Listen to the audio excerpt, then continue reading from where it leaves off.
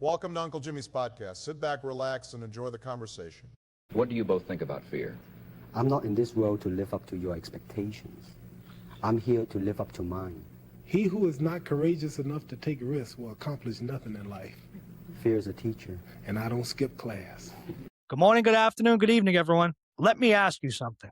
If you wrote a book, poured your blood, your sweat, your sleepless nights, your expertise, your life into that manuscript, would you be okay handing most of the money from every sale to someone else? Would you be okay giving up control of your cover, your title, your creative vision, your rights? Would you sign on the dotted line and walk away with $1, maybe $2 on every copy sold while someone else pockets the rest? I just want to say most authors do exactly that, not because they want to, but because nobody told them that they didn't have to. The publishing industry has built a very convincing story. It goes like this. You need us. You can't do this without us. Sign here. Trust us. We know best. And for decades, authors believed it. Because what choice did they have? But here's what the industry doesn't want you to know. You are a publisher. You always were. Self-publishing was never meant to be a consolation prize. It was never meant to be the backup plan for writers who couldn't get a deal. Self-publishing done right is the smartest business decision a writer can make. Full creative control, full ownership of your files, full rights to your work. And instead of earning $1 to $3 per sale, you keep $5, $6, $7 and beyond. That is the truth. And my guest today has spent over 5 decades making sure authors know it. Her name is Michelle DiFilippo. She is the founder of 1106 Design, one of the most trusted author services companies in the country, based in Phoenix, Arizona, and serving authors all over the world since 2001. In that time, she and her team have helped more than 4,000 authors bring their books to life professionally, beautifully, and guess what? On their own terms. She started her career in 1972 at Crown Publishers in New York City, one of the most respected names in traditional publishing. She's worked every corner of the industry. She knows where the bodies are buried, where the scams hide, and exactly what it takes to produce a book that doesn't just exist, but competes. She is the author of Publish Like the Pros, a brief guide to quality self-publishing, and an insider's look at a misunderstood industry. An 88-page guide she gives away for free because she believes that informed authors make better decisions, and better decisions lead to better books. She is not a publisher. She will be the first to tell you that. She is an empowerment engine, a project manager, a truth teller, a champion for every writer who has ever been told they needed someone else's permission to share their story with the world. Ladies and gentlemen, get ready to rethink everything you thought you knew about publishing. Michelle DiFilippo is on the mic. Michelle, how are we doing today? My gosh, that's a wonderful introduction, Jimmy. I'm not sure what I have left to say after that. You're a great writer. So, Thanks for having me. No problem. And I appreciate it. We talked offline and I'm so excited, right, Michelle? So welcome, right? I have been looking forward to this conversation for a long time because what you have built and what you stand for is something that every single person who has ever thought about writing a book needs to hear. So thank you for being here and for being so incredibly generous with your knowledge and your time today. I want to start at the very beginning, right? Because your story is fascinating. And I think it tells us a lot about why you ended up becoming such a fierce advocate for authors. We're going to talk about the accidental beginning, right? Michelle, you said yourself that you didn't have a plan when you started. You graduated with a degree in advertising art in 72, and your first job at Crown Publishers in New York was, in your own words, pure coincidence. Take us back there, right? What was it like walking into one of the biggest publishing houses in the world? And what did that experience teach you about the industry from the inside? Well, my gosh, I can't say that I was aware of all of that when I was 19 years old. I mean, I grew up in a working class family, and the whole narrative that I grew up in was that you shouldn't go to college at all. You should just go out and get a good job, preferably with a government agency because they had great benefits. And right, with the, growing up in Brooklyn, right, government agency, or you go work for the MTA, or you go work for a union, all of those choices growing up, blue collar. Yeah. My dad worked for Con Edison, the utility company. Or Con Ed, yeah. And he wanted to get me into that company, and I said, no, I wanted to go out and find my own way. And he was horrified. It's like, why would you say no? I can get you into a perfectly good job. But I was 19 and fearless. And so I said, no, I want to go out and do my own thing. So I went to community college for 2 years. And then got an associate's degree in what they called then commercial art, which was Okay. basically advertising. And then after that, it was just like, okay, you got to go get a job now. So I went on interviews, and Crown Publishing was the first place that offered me a job. And so I took it, and that's how I learned about the publishing industry, and I loved it from the very beginning because every project was different. There was no boredom. Yeah. And Every there day was wasn't Groundhog Day. It was different. Yeah, and they were not a famous publisher in 1972. They were just a little baby organization in a lousy neighborhood on Park Avenue South in New York. And so it was just we grew up together, I guess you could say. I wasn't there all that long, but I did learn some things about the publishing industry. Now, back then the traditional publishing industry was not really bad. And even today, it's not really bad. It serves a certain segment of the author universe. A traditional publisher does not charge the author to produce the book. Okay. They take on all the expense and they do all the work, and the author simply contributes the manuscript, and the publisher runs with it, shapes that book into what the publisher wants it to be. And then when the book is sold, the publisher recoups its investment, and by taking most of the money, most of the revenue from sales. That's really not unfair. That's just ordinary business, right? It's just business as usual. Yeah. Well, yeah. So when self-publishing came along in the late 90s, early 2000s, the idea was that the author should be the publisher. The author should make the investment in those necessary services, editing, design, and so forth. And then the author would keep all of the net revenue from sales. That's the model. That is true self-publishing. And that's the model we help authors get into, right? Yeah. You sort of give them that vision, right? Well, yeah, we provide the services they need, but we are not their publisher, as you so rightly said. But we help them. We facilitate the process for them because it's really scary to step into a whole new industry that you know nothing about, right? Yeah. But in the last 20 years or so, I would say we started to, in the early 2000s, we started to see self-publishing companies, and now we see hybrid publishing companies. But what they do is they charge the author to produce the book, which again, on its own is fine. But then they also take money out of the author's pocket when the book is sold, When the book is sold. Yeah. even though they have no investment whatsoever in the book. So that's where things have gone wrong. And some of these companies are just not transparent about that. They just tell the author, here's what it's going to cost you. Here's what your royalty is. And understandably, someone who doesn't know anything about the publishing industry would just say, okay, that sounds good, and sign Yeah. it. And they, And as an sign up. author, right, they probably just want to get their book out, right? And they're excited. It's been, and some people, right, can be a long, arduous project, right? It can take you years to write a book. Mhm.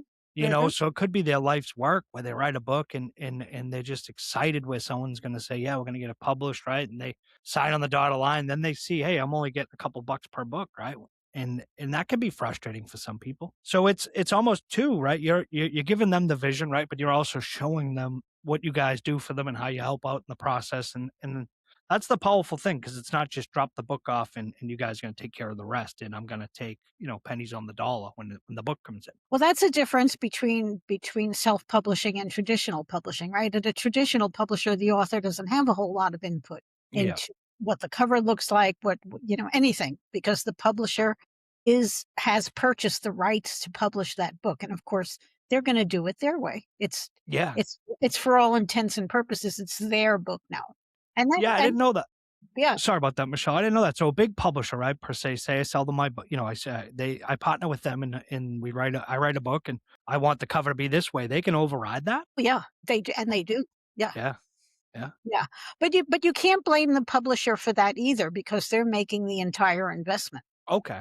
Yeah, Right. yeah. No, I And they understand that. they do. Traditional publishers, good traditional publishers, also do an excellent job in that book. They've got all of their experience to bring to bear, and their marketing and their financial firepower. So they are, without a doubt, going to produce a good book for it. The problem is you give up control, but you don't have to spend any money either. So Yeah. that's okay too. Like I said, it fits a certain segment of the population. Yeah. So Michelle, right? You moved to Phoenix in '76, right? And discovered that graphic design wasn't valued the same way it was in New York. You were earning minimum wage, right? About Yeah, $3 an hour back then. yeah, it was Yeah. frustrating. So a fraction of what you were making on the East Coast, right? And then something clicked. You found out a typesetter was charging $50 an hour. And within weeks, right, you launched your first company with a $5,000 home equity loan. Walk us through that moment. What did that leap of faith look like?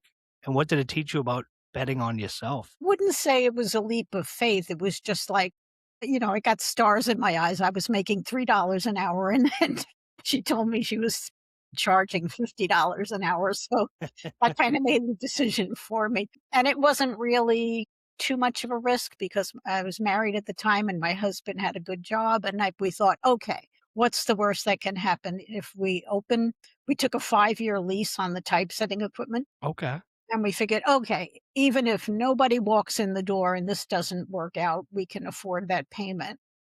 Yeah, we're not going to lose anything. We're not, Just we a would couple bucks, right? we would lose, but it wouldn't be catastrophic, right? Yeah, you wouldn't lose everything. You wouldn't lose the house. And it was like, you weren't betting on this to say, hey, next month we're going to bring in 10,000 and we're going to be rich and we're going to pay the bills. No, this was something you obviously thought out, right, with you and your husband. And that's the big thing, right? So for the person listening, right, what is a typesetter? People don't know what typesetting is, and it's actually been forgotten over the years, even more so. When you open a book or any printed piece and the words on the page, someone typeset them. Today it's called formatting, and in the book industry, some authors are going out and buying formatting services, but typesetting is much more detailed than that, and it always has been. And today we use modern tools to do it, which makes the job faster and easier than it ever was before. But typesetters spend what some people would consider a crazy amount of time thinking about little details. And the funny thing is that when we finish our job, none of it is visible. So we're sort of selling an invisible product, which doesn't make it easier. But what it does is it allows for smooth reading and reading comprehension without distractions. And so you will never find a traditional publisher who doesn't hire a typesetter. Okay. Only independent authors think that they can get away without that and do something cheaper. But if you go I tell everybody, if you go to a bookstore and you look at the pages carefully, you're going to see there's a lot of skill, a lot of effort that went into that. It doesn't just happen that every book on the shelf looks different, is designed differently. It takes a lot of time and effort, and that's what we do. Yeah. Yeah, that's pretty cool to hear, right? So picture this in '76, if you were to try to sell that in Brooklyn, right, where you grew up, people wouldn't believe you. I'm selling you an imaginary service here, right? They would tell you just another neighborhood scam, right? Well, no, in New York, I mean, we actually used to, back then, we used to order typesetting from a company in long strips of paper. And we used to cut those strips up and put them in the order they needed to be on whatever page we were laying out. So the technology has changed. It's all done on the computer Yeah, now. so back then it must have taken you a lot of time to do that, being a It typesetter. did. It did. And looking back now, I don't know how we got anything done. Yeah. But we did. How long were the days back then when you were typesetting? How many How what? hours a day were you working? I was working the typical 8-hour day. Yeah. Yeah. Yeah. Yeah. Keeping yourself busy. But so Yeah. what did it, what was that like, betting on yourself? What was that like? Were you Well, excited? I guess I did. I felt like I didn't have anything to lose except a $3 an hour job. Yeah. So it didn't really feel like a big risk. Yeah. So let's fast forward, right, to 2001. You founded 1106 Design, right? Mhm. Over 20 years later, you've helped more than 4,000 authors publish their books. Mhm. So what was your original vision, and how has that vision evolved as the publishing landscape has changed around you? Well, my original vision was to do what I'd done all my life, which is to create good books. And so I started out all by myself in 2001. And pretty soon people started asking me, do you do editing? And because I had owned the typesetting company before, which had employees, I didn't want to say no. I thought, well, maybe I can hire somebody who can do editing for my customers. And it just started to grow from there. And then when self-publishing really started taking off, then I almost didn't have to do much at all. The customers just came to me. Yeah. And that's still, as people wanted to publish yeah, there themselves. were so many people wanting to publish that as long as you had a website, people were going to find you. Yeah, it's crazy nowadays, right? Because I have so many people on the podcast, and I've spoken to some people. They're like, "Yeah, I've written 30 books," and I'm like, "They have to be self-publishing. There's no way, you know." And it's great because, you know, similar to me, right? The podcast and what I love is you know, having guests like you, have them on, tell their journey of life, what they do, you know, what business they're in, and it's the big thing of almost like, you know, me being able to not write the story, right? Because I tell people this is my platform, but this is your journey. And I love it because I get to have unbelievable guests on, right? It's, to me, it's like reading a book, right? But in right in front of me in hearing these stories, right? Because I can picture you, right, in 72 walking down the streets of New York. 76, you get there, right? And you're sitting there and you find out this lady makes $50 an hour and I'm making 3. Like, what's wrong here? And then that big shift you have is, hey, I'm going to do this. You know, I'm going to get the $50 an hour. And that's the powerful, you know, shift you make in life instead of, you know, some people wouldn't take that risk, $5,000. And they would sit back and they would say, no, you know, I'm comfortable with the $3 an hour. But the first one was the Con Edison, where dad, you know, could have got you in there. And that's the big thing growing up in the city, right? Especially New York, Boston area, right? Dad works at the phone company or in the, you know, electrical company, and we're going to get a job there and, you know, we're going to be taken care of. That's how it was growing up. So it was sort of, you've always stepped out of the box, right? Of not going the traditional route. That's awesome.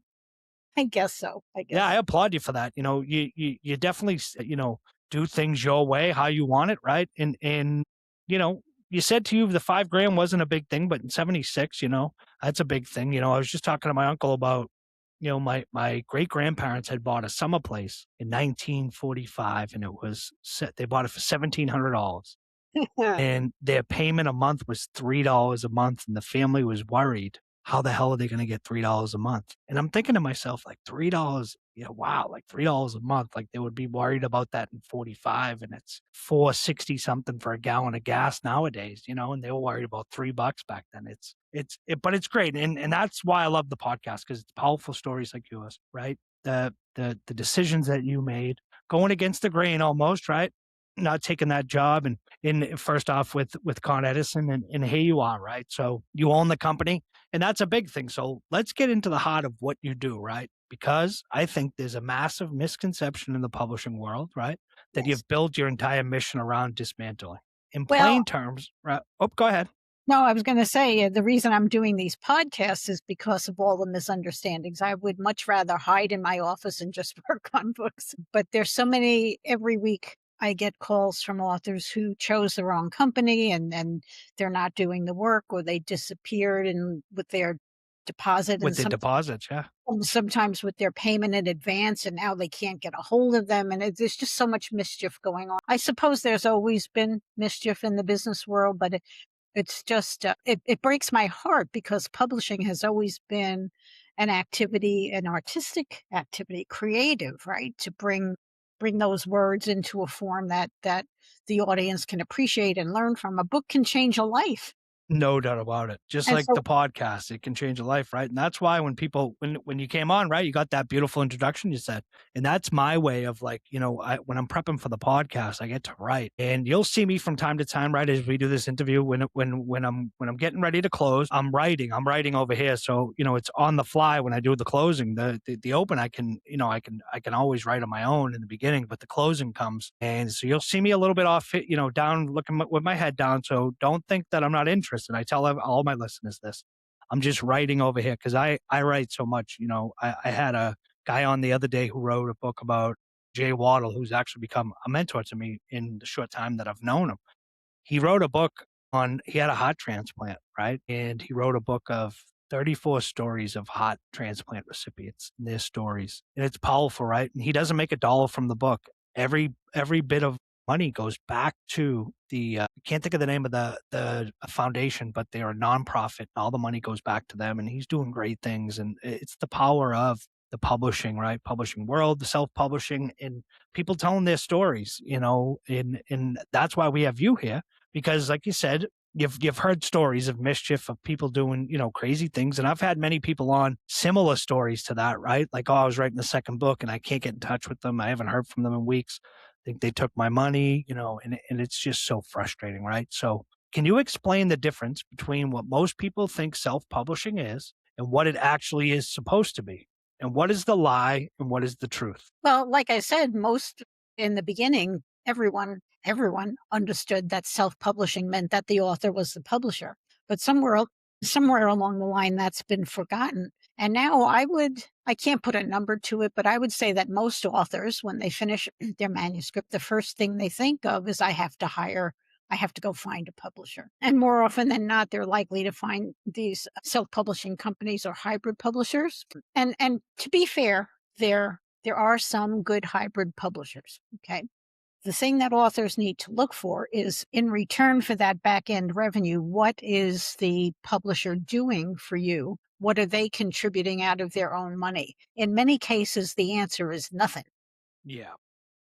If you're paying for everything from editing to typesetting to cover design to ebook formatting to marketing, and then the publisher is uploading the file onto their print on demand account, that means they're getting paid first and you're getting paid less than you should. Less than you should and last. So like I started to say, there are some good hybrid publishers. For example, they'll charge the author for the book preparation, but then the hybrid publisher will pay for the marketing push. And in that case, it's a fair deal because they have an investment and they're entitled to make something back on that. So you just need to be careful about that and find out, what do I pay for? What do you pay for? And how much of my revenue are you taking on the back end? Yeah, and that's the thing, right? Michelle's not here to, to throw shade at anybody, as I say, or to cast a light on anybody. This one's bad or that one's bad, right? She's just letting you know, what she does and what self-publishing is actually supposed to be and what it's not.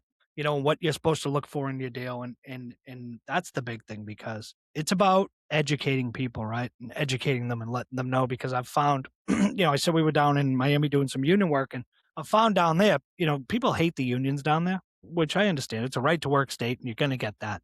But I believe the problem is that they're just misinformed and not educated. And in talking to them, right? The people we talked to, we were able to, change their mindset, and especially a lot of these young kids who would tell us, oh, unions suck. What do they do?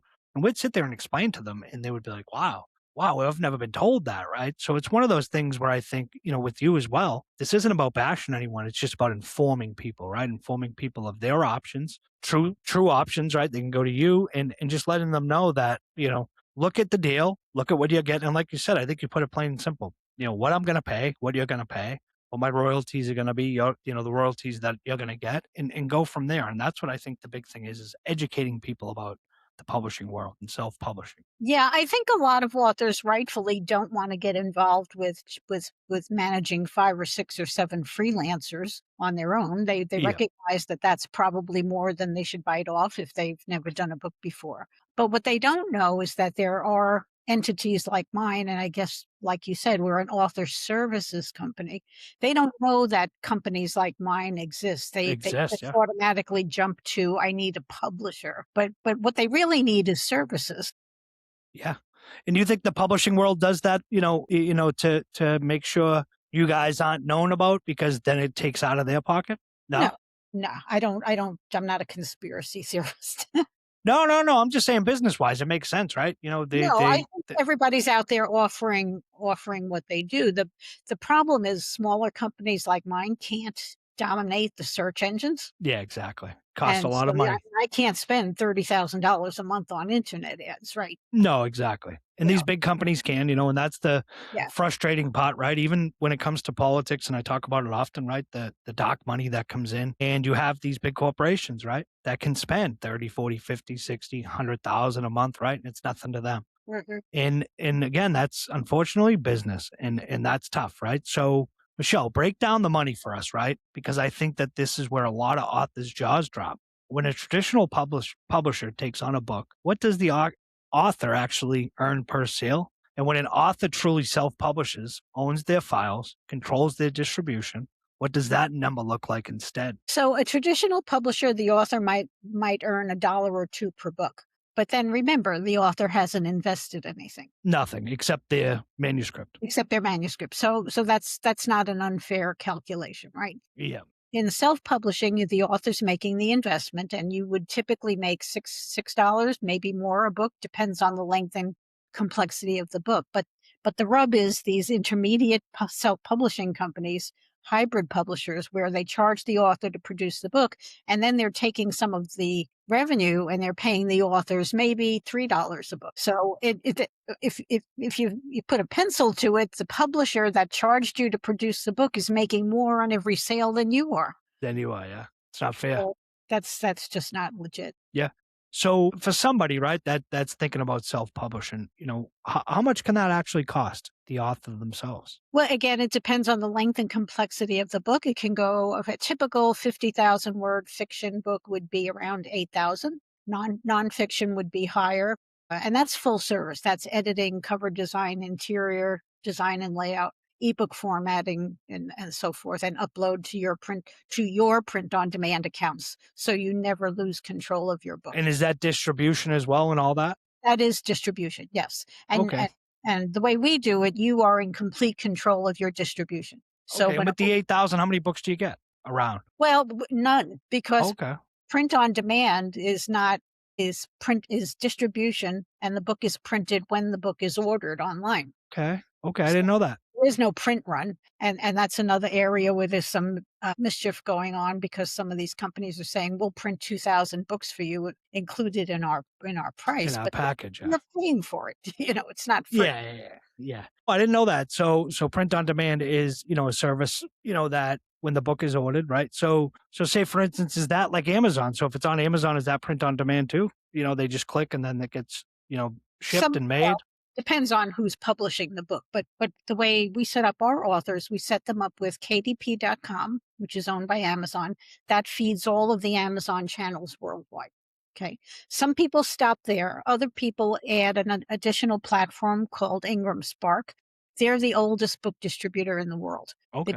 They've been around for 100 years. And Ingram Spark feeds Barnes & Noble, Books A Million, all the other retailers, libraries, and physical bookstores. So we recommend that authors use both platforms together for the widest distribution at the lowest price. But print on demand was an earthquake in the publishing industry, because it was no longer necessary to print thousands of books and then just hope that they sold. Now the book isn't printed until it's sold. So somebody clicks a book, orders it on Amazon. Amazon ships the order to KDP, the author's KDP account. KDP prints the book, delivers it to the buyer. The author doesn't have to lift a finger. It's completely on autopilot. Once a month, KDP will send you a statement and a check for all the books that have been sold in the previous month. Okay. There might be a bit of a delay on that first payment, because maybe not at Amazon, but definitely at Ingram Spark, because bookstores allow people to return books. Okay. And so they have to have a little waiting period in there, make sure the book wasn't returned. So we can get into a detailed conversation about that with the author. It's a little complicated. Yeah. But the point is that the services we offer is a one-time setup fee. That's it. You're done. Okay, and that's what we're going to get into now, right? So tell us exactly what 1106 Design does for an author, right? Someone comes to you with a finished manuscript. Walk us through the journey, right? What services do you provide? What does the process look like? And how do you make sure the book comes out looking like it came from a top-tier traditional publisher without the author signing away a single right? Well, the services we offer, we have a typical package, but we don't force you into those packages. We'll be happy to offer our services a la carte to anyone who wants to do it that way. For example, some people will have an editor they've worked with before, and they want that editor to work on their book, and so they will come to us with a manuscript that's already been edited. If the author hasn't done that, then we can start with the editing process, and we usually do editing and cover design at the same time to save time, because those are two totally separate tasks. And then we will send the manuscript with the editor's notes back to the author, and they'll accept or reject whatever they want to from the editor. The decisions are always up to them. We hope that the author will take the editor's advice, at least in large part, but it is up to them what they want to accept and reject. So once we get that manuscript back from the author, then the next step is interior design. And that's the part that people don't know about. They go, what do you mean you have to design a book? I never heard of such. Yeah. Well, somebody has to decide what those pages look like. What do the chapter openers look like? What are the images? How are they going to be arranged? What do the captions look like, and so forth? And if you go to a bookstore, you'll see every book is different. So that's the interior design process. We'll do a couple of samples. And again, everything we do is collaborative with the author.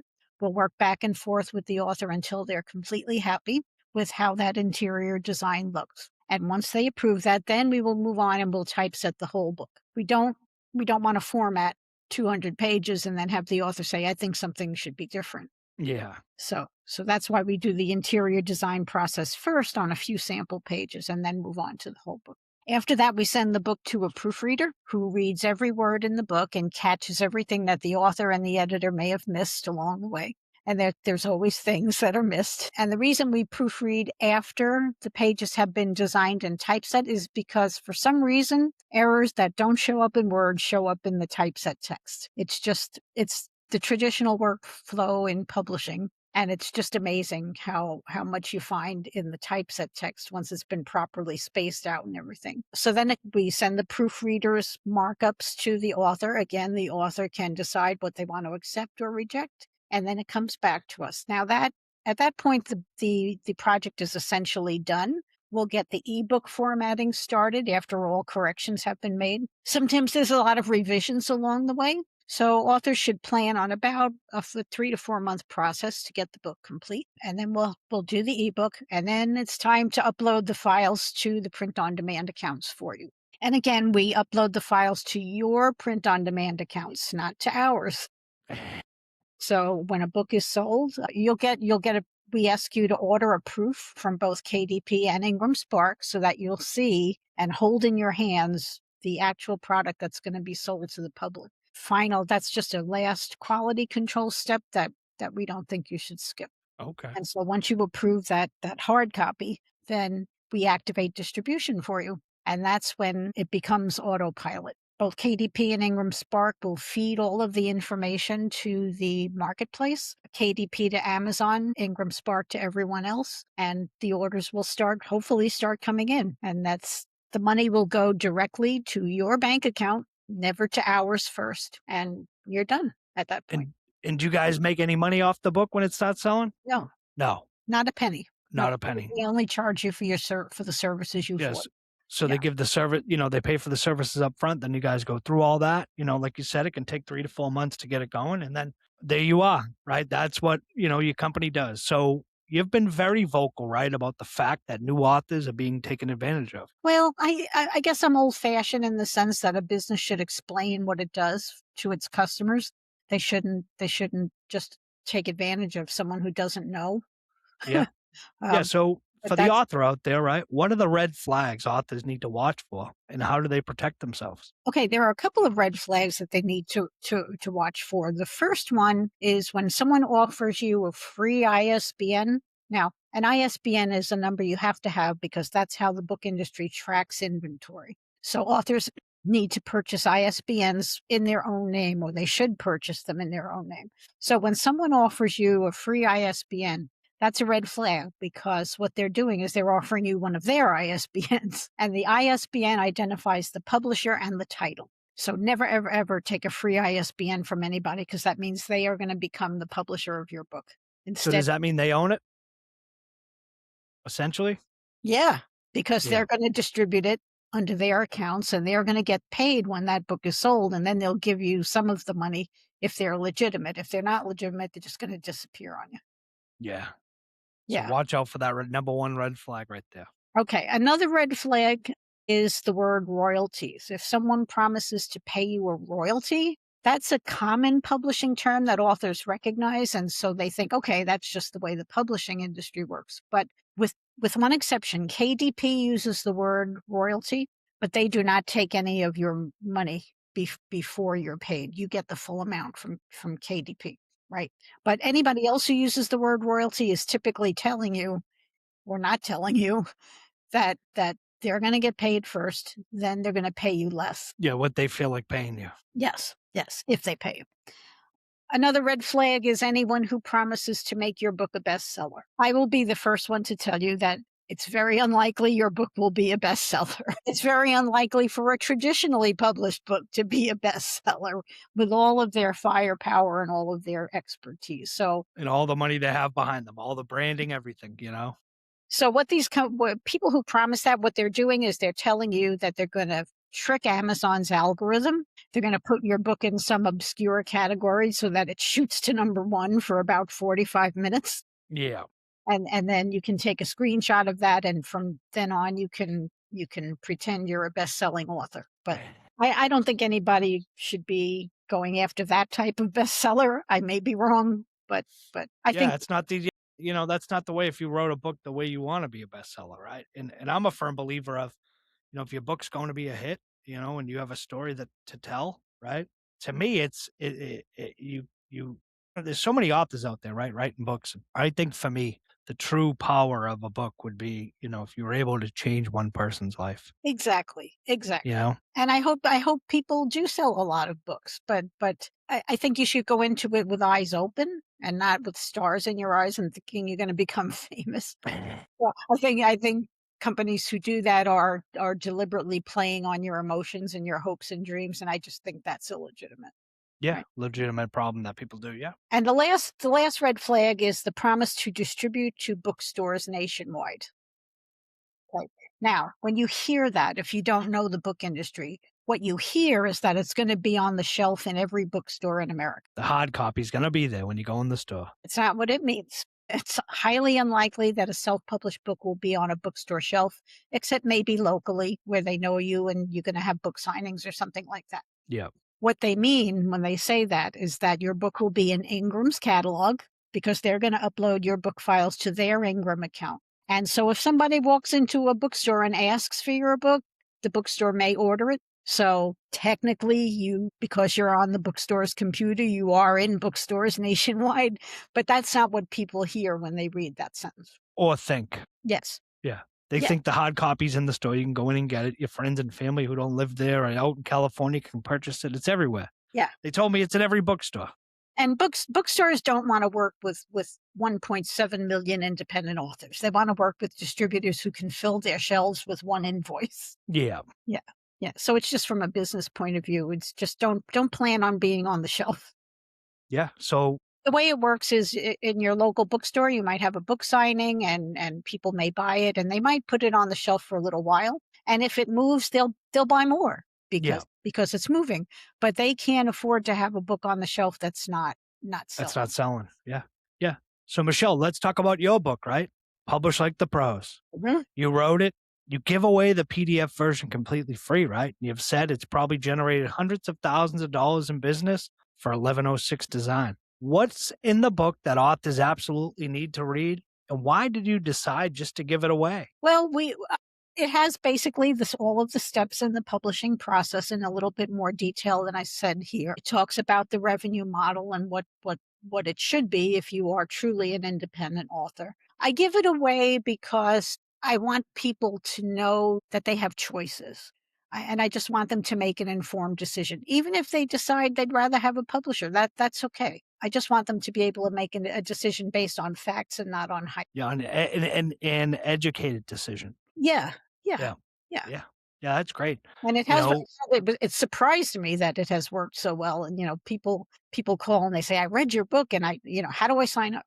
And it's like, wow, That's awesome. I never expected that. Yeah. So one thing, right, that comes through everything you teach is this: quality is non-negotiable. Mhm. You talk about authors trying to cut corners on editing and design to save money for marketing, right? You call that a mistake. Why is that a mistake? And what happens when an author skimps on the front end? Well, I've heard so many times an author will say, I don't have the budget for your services because I have to save the amount of money I have for marketing the book. But my answer to that is think about when you purchase any product. If you find out it's not good, right? You never forget, right? Because you wasted your hard-earned money on that product. Book buyers are no different. If they open your book and the text is not well edited or it's filled with typos, they may not buy it at all if the cover isn't done right and the description isn't written correctly on Amazon.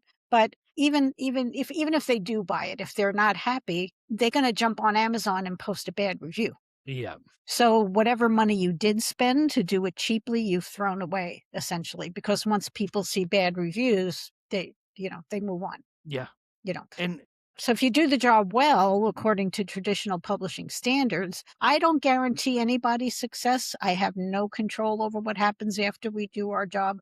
But what we offer is quality products so that you're giving yourself the best chance of success. yeah, quality service that's given you, the option that when it does come out, it's going to be professionally made. You're not going to have to worry about it. Mhm.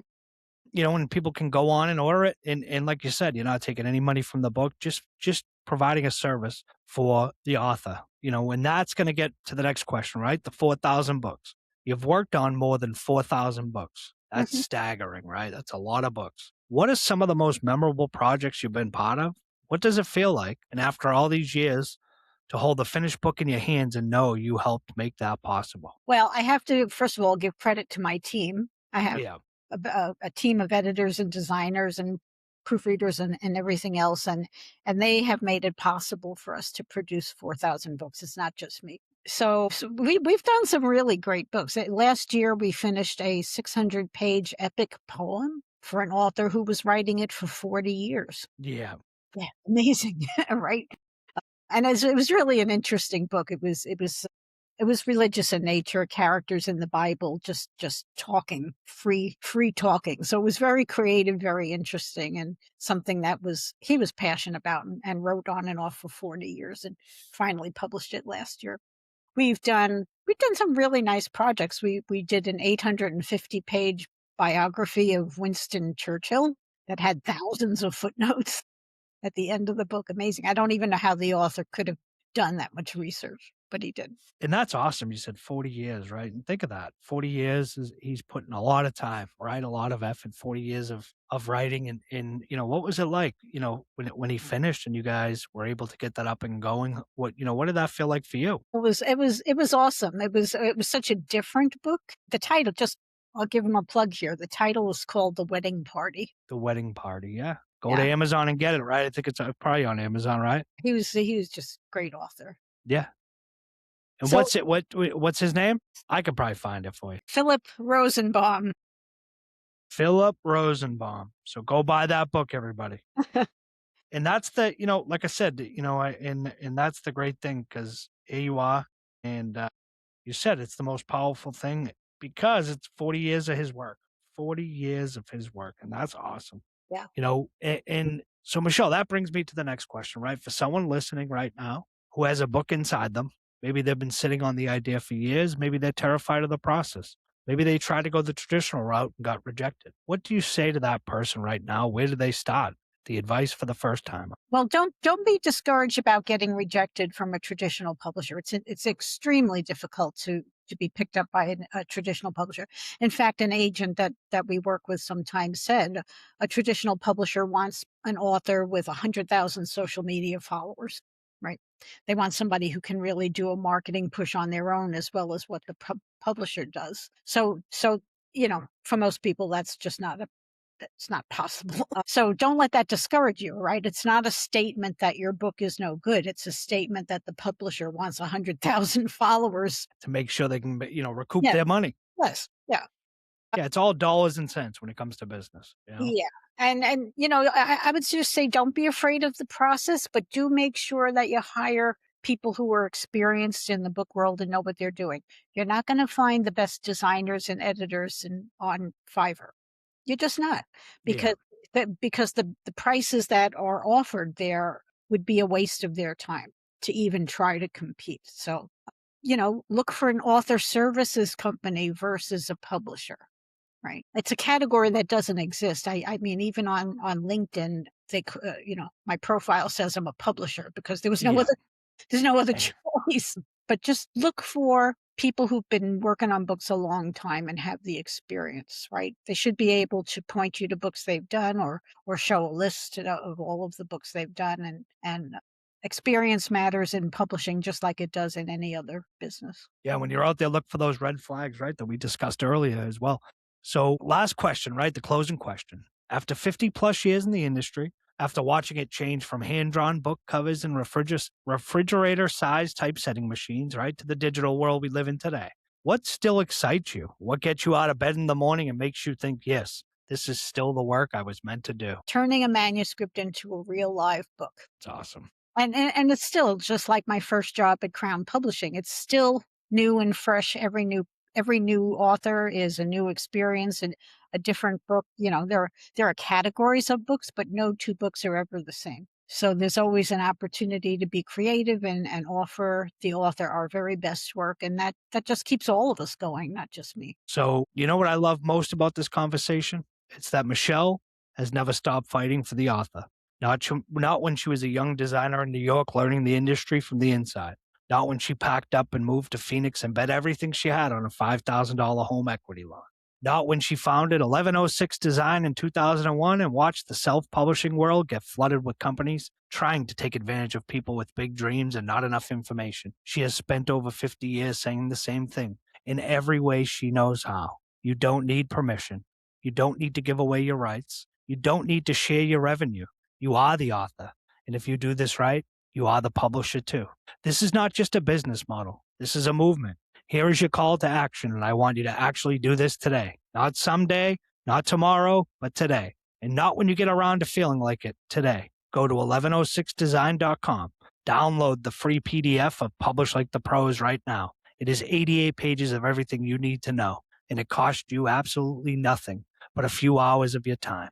Read it before you sign anything. Read it before you pay anyone. Read it before you make a single decision about your book. If you're ready to take the next step, reach out to Michelle and her team directly. They offer a free initial consultation. There are no automated messages, no spam, no pressure. Just real, honest, expert guidance from people who have been doing this for over 2 decades. And if you've been sitting on a manuscript, a story, an idea, a message that the world needs to hear, this is your sign. Not next year, not when the time is right, now, because your story deserves to be told on your terms, with your name on the cover, your rights in your hands, and your revenue in your pocket. Michelle, thank you.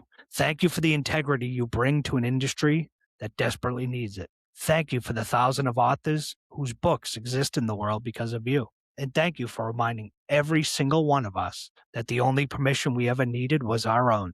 Until next time, everybody, keep writing, keep creating, and never stop believing that your voice matters, because it does. Michelle, thank you so much. Thank you, Jimmy. It's been a pleasure. It's been my honor. Thank you so much.